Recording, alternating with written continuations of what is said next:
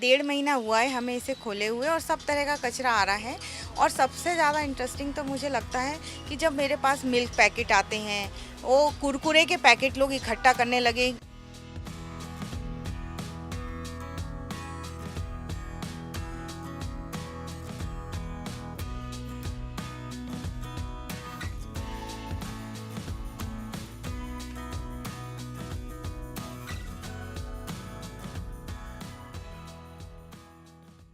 भोपाल में अगर आप हैं तो कचरा कैफ़े जहां हम इस समय है यहां पर आप आ सकते हैं और इस कचरा कैफ़े से आप अपने घर के कचरे को काम पर लगा सकते हैं।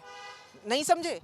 तो मतलब ये है कि घर में कचरा होता है, प्लास्टिक हो, पॉलीथीन हो, कचरा लाइए, यहाँ पर जमा कीजिए, कचरा करेंसी लीजिए और एक नया और इको फ्रेंडली प्रोडक्ट ले जाइए या फिर कचरा करेंसी को रिडीम कर लीजिए।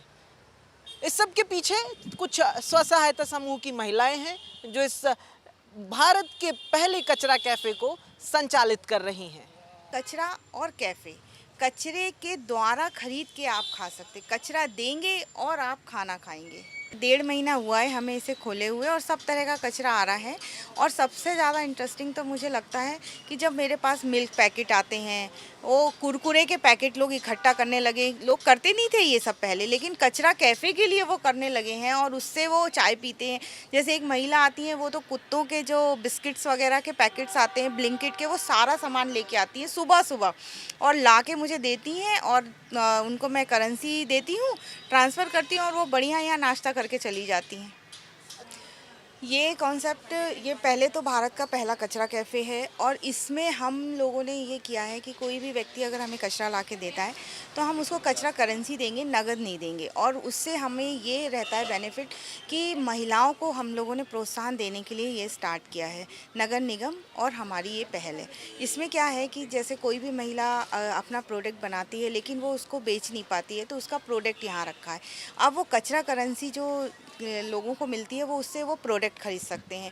और हमारे 4 रेस्टोरेंट भी हैं, उसमें महिलाएं ही संचालित करती हैं। कचरा करेंसी मतलब ये हुआ कि जैसे आप मेरे पास 2 किलो पेपर लेके आए, फिर मैंने उसे तौला और इसमें अपने कंप्यूटर पे आपका नाम, मोबाइल नंबर और जितना पेपर है 2 किलो वो डाला और जैसे ही मैं उसको सबमिट करूँगी, आपके पास एक नॉर्मल मैसेज में आ जाएगा कि आपको 30 रुपीज़ प्राप्त हुए। अब वो 30 रुपीज़ को आपको रिडीम करना है, तो वो आप महिलाओं द्वारा बनाए, स्व सहायता समूह की महिलाओं द्वारा बनाया सामान खरीद सकते हैं या फिर हमारे रेस्टोरेंट में रिडीम कर सकते हैं। आप हमारे पास बहुत सारा सामान ला सकते हैं, पेपर, बुक्स, ई वेस्ट, मोबाइल, प्लास्टिक की बॉटल, सब कुछ ला सकते हैं। और हमारी पूरी रेट लिस्ट है, जैसे हम पेपर 15 रुपये लेते हैं, बुक्स कॉपीज़ 14 रुपीज़ लेते हैं, ई वेस्ट हम 50 रुपीज़ लेते हैं, एल्यूमिनियम हम 120 रुपीज़ लेते हैं, मार्केट से ज़्यादा रेट देते हैं हम। जैसे हमारे पास बहुत सारा कचरा आया तो हमारे पास स्टोर है, हम उसमें रखते हैं। हमारे पास 4 बॉक्सेस हैं, सब अलग अलग हैं, नीला, रेड, ब्लैक, ब्लू, सब तरीके का है। उसमें हम अलग अलग तरह के कचरे रखते हैं।